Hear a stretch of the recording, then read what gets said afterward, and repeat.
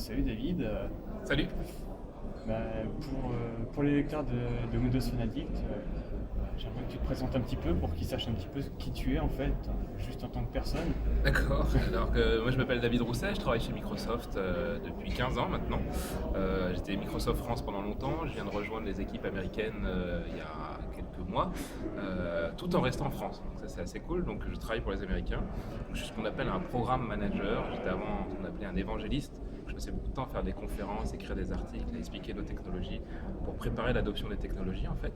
Donc c'est assez sympa à faire parce qu'on est toujours en veille technologique permanente.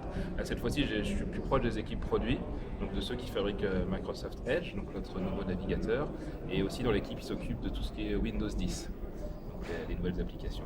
Donc mon job est un peu comme continuer à faire des articles, mais surtout trouver des nouvelles idées de framework. Donc on est l'auteur de deux frameworks en équipe. Le premier c'est Babylon.js, c'est un moteur de jeu WebGL open source qu'on a construit avec David Catu. Donc on s'est beaucoup amusé et il fonctionne bien, donc la communauté prend le relais. Et notre dernier petit bébé, là on est 4 cette fois-ci, toujours 4 franchises, donc ça fait plaisir de montrer qu'en France on est des bons développeurs. Et cette fois-ci c'est sur Vorlon.js, ça permet de faire du debugging cross-platform en JavaScript. D'accord. Donc ton rôle dans Microsoft Edge, c'est effectivement de pousser des idées notamment. Ouais, je suis en relation avec vous les développeurs, donc quand je fais dans des conférences, je fais beaucoup de conférences web puisque c'est mon domaine principal, et c'est de collecter les retours des gens, de dire bah là on aimerait bien telle ou telle spécification, ou là on trouve que vous êtes moins performant que Chrome, qu'est-ce que vous comptez faire pour améliorer tout ça.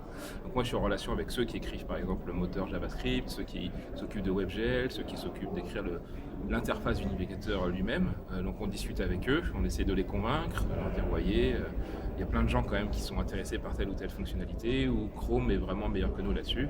On discute ensemble et on essaie de les convaincre de mettre les bonnes ressources dessus, parce qu'au final c'est qu'un problème de développeur. Quand vous êtes développeur, vous savez très bien que vous allez vous concentrer sur telle ou telle partie de votre solution. Bah, voilà. Donc nous, on va essayer de jouer sur ces leviers.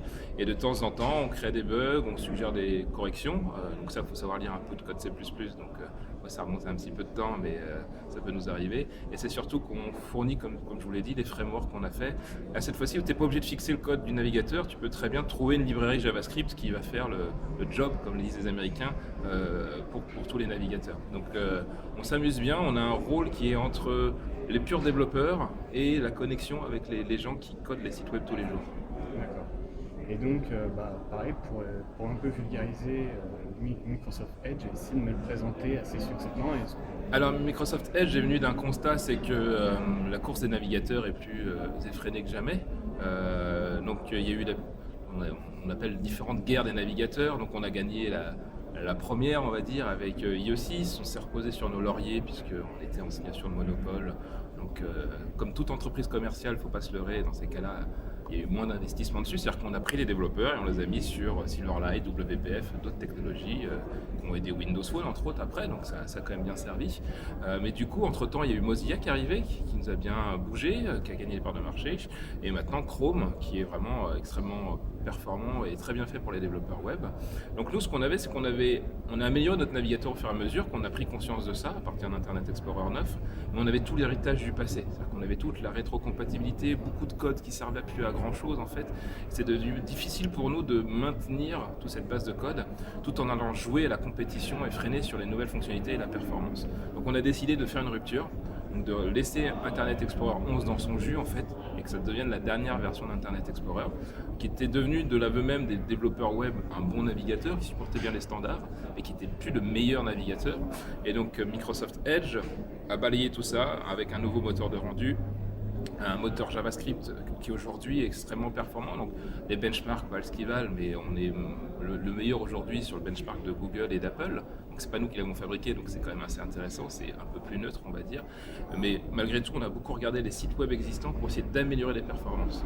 Ensuite, en dehors des performances, il y avait la compatibilité. Souvent on dit IE il est moins compatible. Il y a plein de raisons techniques qui expliquent, mais on va dire le développeur lambda, le grand public se fiche de savoir ce que c'est une spécification W3C et pourquoi il y a des différentes implémentations.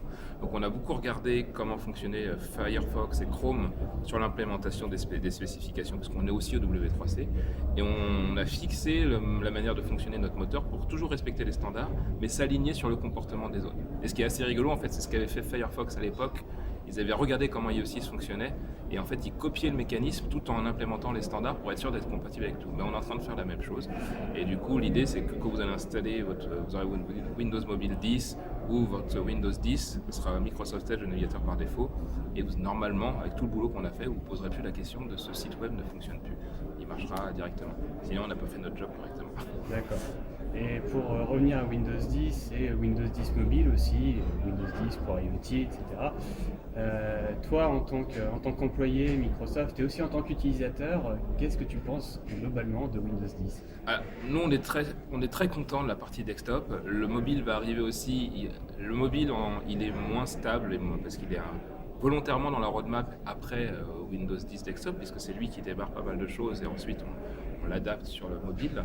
Sur la partie desktop, on a plein de bons retours, on est super content de la build. Alors moi, j'ai des builds tous les jours, donc des fois elles sont moins stables que d'autres, mais les builds publics, que je les utilise pour les démonstrations, j'en suis satisfait en termes de performance.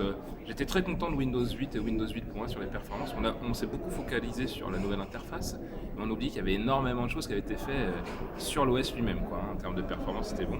Donc Windows 10 va mélanger en fait certaines incohérences qu'on avait effectivement sur l'interface de Windows 8.1, tout en bénéficiant de toutes les améliorations de Windows 8.1 du cœur principal.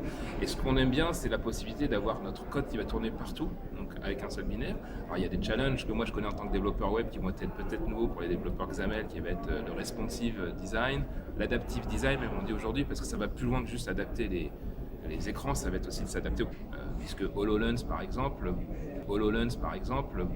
c'est pas super sexy d'avoir un truc en 2D si t'as un super casque pour avoir des hologrammes, donc il y a quand même du boulot. Mais Windows 10, c'est en fait le rêve qu'on avait depuis quelques années, nous, chez Microsoft, d'avoir cet OS unique qui est capable de s'adapter à tous les périphériques. Donc on est plutôt super excités et contents. Les retours sont excellents, je trouve, des gens. C'est-à-dire qu'il y a plein de gens qui voulaient pas du tout regarder Windows 8, c'était très bien sur Windows 7. Là, ils trouvent ça vachement bien Windows 8. Ensuite, on leur dit ça sera gratuit pendant un an. Ils disent pourquoi se priver, hein. Non, ça fait du bien. Ça fait du bien d'avoir autant de bonne énergie autour de notre système d'exploitation. D'accord. Tu prends, je pense, autant de plaisir que nous, utilisateurs de Windows 10, en tout cas pour les builds d'Insider, Ouais. à l'utiliser. Ah oui, clairement. Et puis ça marche très bien. Voilà. Moi, j'ai la chance d'avoir un PC qui a tout, donc tactile, etc. Ou sur Post Pro 3. Ça tape quand même parfaitement à cet environnement-là. Et beaucoup de gens étaient sceptiques au début sur Windows 8.1. Et j'avoue que même nous, au début, on se disait utiliser des doigts sur un écran desktop, est-ce que ça le fait ? Aujourd'hui, je vois plein de gens qui se posent même plus la question. Sur certaines actions, ils le font au tactile. Faire défiler une page web, zoomer, parce qu'en fait, c'est plus naturel. Alors, ça n'a pas entièrement remplacé le clavier et la souris, mais je trouve que sur Windows 10, on se trouve vraiment sur un ensemble assez homogène. Et je prends assez de plaisir sur le navigateur et sur, de manière générale, l'OS. Ouais. Oui, dans un sens, en plus, on est parti des expériences qu'on avait sur tablette et sur smartphone pour les porter vraiment sur desktop, en fait. Oui, on a une fusion, c'est-à-dire que enfin, en fait, sous Satya, en fait, ce qui s'est passé, c'est qu'on a décloisonné un petit peu toutes les divisions qui s'occupaient, parce que les divisions se parlaient pas forcément. Je ne sais pas si vous connaissez les diagrammes des grandes entreprises. Microsoft, on a des diagrammes qui étaient, alors celui d'Apple, c'était un point avec un cercle autour, tout le monde était centré sur Steve Jobs. Et pour Microsoft, c'était plein de divisions qui avaient un flingue les uns vers les autres. En gros, comme chacun avait son budget, ses prérogatives, et ils n'étaient pas très tentés de communiquer entre eux et de partager les choses. Sous Satya, tout ça a été décloisonné. Et donc, en fait, c'est la même équipe qui fabrique le cœur vraiment de Windows 10 pour la Xbox, pour Windows Desktop, pour Windows Mobile. Donc, en fait, ça fonctionne très bien. Ils échangent les bonnes idées et puis ils portent ça de l'un à l'autre. Enfin, ça discute bien. Un petit mot de la fin ? Un petit mot de la fin, j'ai eu la chance de tester l'HoloLens. Je sais que pas beaucoup de gens ont pu le tester. J'ai rendu jaloux tous mes copains. Je connais une copine maintenant qui est dans les équipes HoloLens. C'est le truc le plus incroyable. Alors, je suis marketing Microsoft, on va dire. Je suis pas crédible, mais je partage quand même ce que j'ai vécu. C'est un truc de fou, quoi. C'est que la première fois que tu le testes, j'ai jamais vu ça. Moi, ça fait 30 ans que je joue avec des ordinateurs depuis tout petit. J'ai jamais vu un truc. Tu t'y crois pas, c'est-à-dire que j'ai commencé, je vois l'hologramme devant moi, alors tu passes ton temps à tourner la tête en disant est-ce que ça va vraiment être stable, c'est vachement stable. Et puis le moment où moi c'était une petite voiture télécommandée en fait, tu la poses par terre avec juste cette gesture, ça marche super bien. Ils ont vraiment amélioré la technologie qu'il y avait dans Kinect, mais ça n'a vraiment plus rien à voir. Ta voiture se pose par terre, donc elle interagit avec le décor réel, et tu pouvais mettre un petit drapeau pour qu'elle aille un peu plus loin, quoi. Et donc elle allait un peu plus loin. Et à un moment donné, il y a un mec qui est passé, qui voit pas mon hologramme, forcément, parce que lui, il n'y avait pas de casque. Et ben en fait, ça lui a monté sur le pied. Et ça a sauté, parce qu'il y avait l'effet physique en temps réel. Alors je suis devenu comme un fou, quoi, en disant, et j'y croyais pas mes yeux, en me disant, mais même moi qui travaille chez Microsoft, qui est quand même une bonne base de la 3D du hardware, je n'arrive pas à concevoir comment ils ont mis toute cette technologie là-dedans. Et j'ai discuté avec des gens qui travaillent plutôt sur la réalité virtuelle et qui nous disent, la réalité augmentée telle que vous l'avez, c'était pour nous, pour y arriver à cette étape-là, il fallait forcément maîtriser d'abord la réalité virtuelle, comme Oculus, tous ces casques-là. Donc même des compétiteurs nous ont dit qu'ils étaient impressionnés par la capacité. Et donc il n'y a pas que moi qui le dis, il y a pas mal de journalistes qui ne sont pas forcément pro-Microsoft qui sont sortis de là. Ouais, c'est vraiment le futur. Donc une fois que tu joues avec, moi j'ai codé en faisant F5 puis Visual Studio, ça se déploie sur le casque HoloLens. Je crois que la première fois que ça t'arrive, tu vas embêter tous tes copains en disant c'est un truc de fou, et puis ils sont tous frustrés parce qu'ils ne peuvent pas le tester. Donc bientôt, j'espère que vous pourrez tester vos mêmes expériences, parce que c'est un truc, tant que tu l'as pas testé, tu n'y crois pas.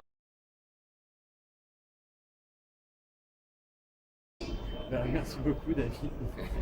Avec plaisir. Malgré cette petite interruption Voilà, sur la fin. ça nous indique que c'est terminé, je suis désolé, je m'excuse auprès de tes lecteurs. Non, mais il n'y a pas de souci, c'est déjà vachement cool de nous avoir accordé cette petite interview, histoire que les gens mettent un visage derrière tout ce qui se passe sur leur tablette, leur smartphone, leur PC, et qu'ils se rendent un peu plus compte qu'au final, derrière la machine, il y a un humain. Il y a des développeurs comme vous, on est tous des développeurs, donc Ouais. on n'est pas différents des développeurs qui écrivent des applications de tous les jours, quoi. Merci à vous, Merci beaucoup. à bientôt. À bientôt.